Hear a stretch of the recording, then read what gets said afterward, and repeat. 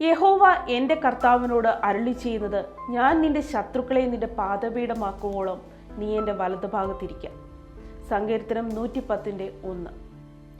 നമ്മുടെ ജീവിതത്തിൽ പ്രതിസന്ധികളും പ്രശ്നങ്ങളും ഉണ്ടാകുമ്പോൾ ഈ വാക്യം നമുക്ക് പ്രതീക്ഷയും പ്രത്യാശയും നൽകുന്നു. ദൈവം നമ്മുടെ കൂടെയുണ്ടെന്നും നമ്മെ ഒരിക്കലും ഉപേക്ഷിക്കില്ലെന്നും നമ്മെ ഓർമ്മിപ്പിക്കുന്നു. നമ്മുടെ പ്രശ്നങ്ങളെ നേരിടാനും അവയെ അതിജീവിക്കാനും നമ്മെ ശക്തിപ്പെടുത്തുന്നു. യേശു തൻ്റെ ശത്രുക്കളെ പരാജയപ്പെടുത്തുന്നതിനായി കാത്തിരിക്കുന്നുവെന്നും അവൻ അവരെ തൻ്റെ അധീനതയിലാക്കുമെന്നും ഉറപ്പു തരുന്നു. അവൻ തൻ്റെ ശത്രുക്കളെ പോലും സ്നേഹിക്കുകയും അവർക്കായി പ്രാർത്ഥിക്കുകയും ചെയ്യുന്നു. നമ്മുടെ ജീവിതത്തിലും മറ്റുള്ളവരെ സ്നേഹിക്കാനും അവരോട് കരുണ കാണിക്കാനും ദൈവം നമ്മെ പഠിപ്പിക്കുന്നു. യേശുക്രിസ്തുവിൽ വിശ്വസിക്കുന്നവർക്ക് അവരുടെ ജീവിതത്തിൽ വിജയവും സമാധാനവും ഉണ്ടാകുമെന്ന വിശ്വാസത്തോടെ നമുക്കായിരിക്കാം. ദൈവം നമ്മെ അനുഗ്രഹിക്കട്ടെ.